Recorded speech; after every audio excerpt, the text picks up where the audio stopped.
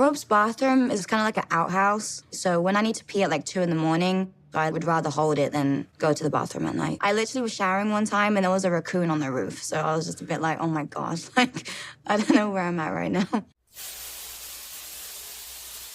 Hey everybody, welcome back to 9-Day Fiance. So we are on season 10, episode 1. So yesterday we did Ashley and Jasmine. So today we're going to do Sophie and Nikki. Okay, so now we meet Nicole. And my first impression of her is she looks very done. Oh my gosh, I don't know how to explain it, but she just looks very worked on, you know? But she says she's 47, but to me, she looks way older than 47. Like a 67-year-old trying to look 47. And I remember a 9-Day Fiance, like, I'm pretty sure her name was Yves. She looked so good. And she was like 46 or 47 years old, but she could easily pass for being somewhere in her like early 30s or her mid 30s. I don't know, but she looked so good. And I don't know if she got any work done, but if she did, you couldn't tell. Like, that's how good she looked. And she, oh my gosh, she looked gorgeous. Okay, I'm sorry, back to Nikki. So Nikki is a recording artist and her stage name was Nikki Exotica. She said that was her alter ego, and outside she likes to be crazy, but when she's home, she likes to be like a homebody. And I kind of feel like that's everybody. Like, I don't know why she says it like it's a crazy thing, but oh my gosh, look at her cat. Oh, she looks so cute. Okay. Oh my gosh, I keep getting distracted. So, to make ends meet, she's a hairstylist and a beautician, and she also gets paid for her advice on plastic surgery. But I don't mean to sound like a hater, but no, I would not take advice from somebody whose lips look like they're about to pop and her nose looks so botched. Like, what? And then she even changed her eye color. Nikki, babe, why? Like, was contacts not good enough for her? Oh my goodness. You know, when you look this certain way, you have a lot of people judging you. But when it's 80% of the world giving me positive feedback, I don't really care what the other 20% have to say. You know, if they can go kick rocks for all I care. You know what? Fair. Okay, I will go kick rocks. You're right. I'm sorry.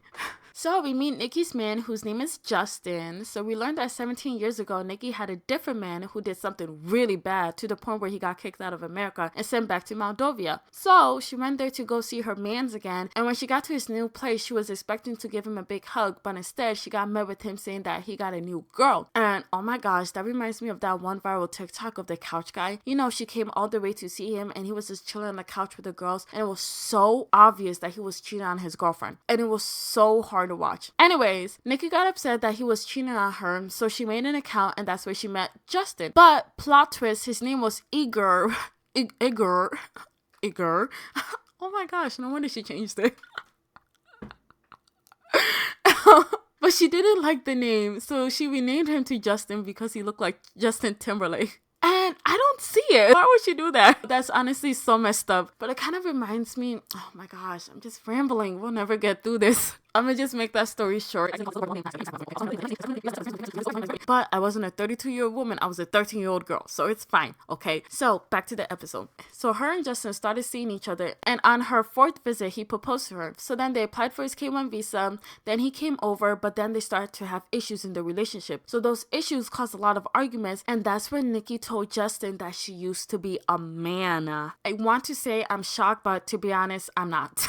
Okay, I'm not saying that she doesn't pass as a woman, but I'm saying, yeah, I can see it. Like, to be honest, is anybody really shocked nowadays? I just feel like it's so normalized now. So she didn't really tell anybody, and her and Justin were together for 2 years before she blurted that out, and he was rightfully upset. But I feel for both sides here. So I don't want to get too political about the whole thing because I know this is a very sensitive topic, but I do understand why trans people would keep it a secret from their partners, and I do understand why partners would be upset if their partner didn't tell them that they were trans. Okay, I understand both sides. I feel like both sides are justified in the reasons. Okay, so back to Nikki. So after she told Justin that she was a trans woman, he got really upset and he went back home and he was depressed about the whole thing. So they broke up, but that was 15 years ago and they still kept in contact, and now Nikki said second time's the charm. So they went to Mexico and they were spending time together, and Justin proposed for the second time him, and now they're gonna do the K1 visa all over again. So Justin and Nikki are not FaceTiming, and Justin says that he likes her when she looks more natural and wants her to look more natural when she comes to see him in Moldova. But Nikki says that she thinks that he's insecure about what people might say when she gets there because people might figure out that she's trans. And I don't really think that's true, as he didn't even know that she was trans and she looks passing to me. So I think he's very much overthinking it. So they talk about his mom and how Nikki hopes that she will accept her because ever since she found out that she was trans, she started being more hesitant about her. So they go from his mom to him saying,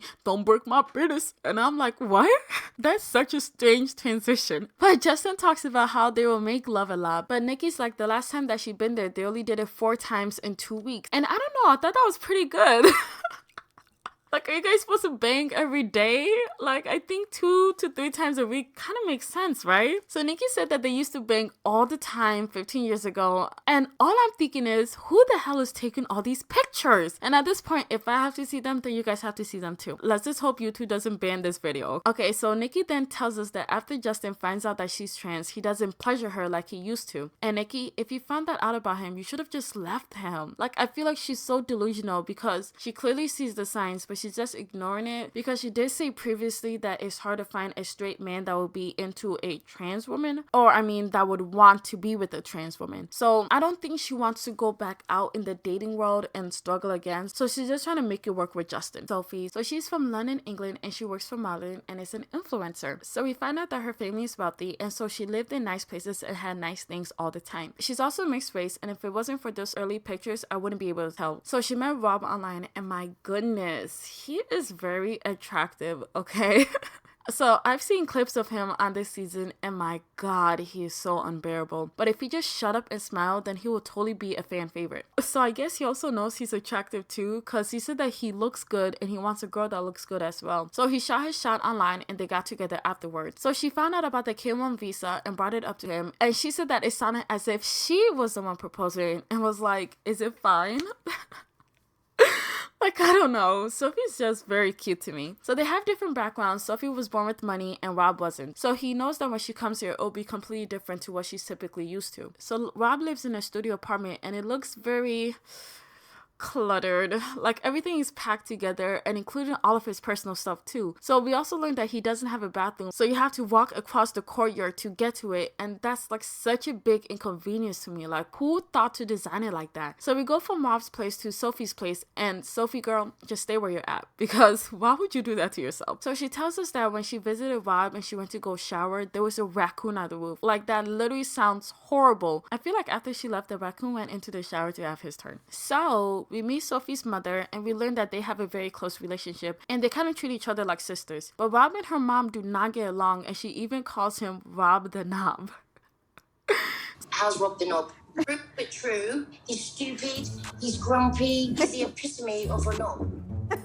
A knob is a penis, but it's like, it's not an actual penis. It's someone that's just a knob. They're just like, I guess, a dickhead. So Sophie has been trying to get Rob to move out and put himself in a better situation by getting a job. I'm like, he's jobless? At his big age? I think he's just too comfortable to get himself a job at this point. So Rob goes to a dance studio and meets up with his friends so they can come up with a dance for Sophie when she gets off the plane. And I think that's such a cute idea, because usually people bring flowers to the loved ones when they get off the plane, but Rob is going to dance for her. And I personally think that he's doing this because he doesn't want to spend $20 on flowers, but the idea is still cute. So then we learn that apparently he's going to stop her and dance, and then turn that dance into a proposal. And I like the idea, but at an airport? Like, it doesn't really set the mood in my opinion. So Rob is trying to show Tori some of his dance ideas, and all he does is stand with his hands on his chest like he's about to announce the Pledge of Allegiance.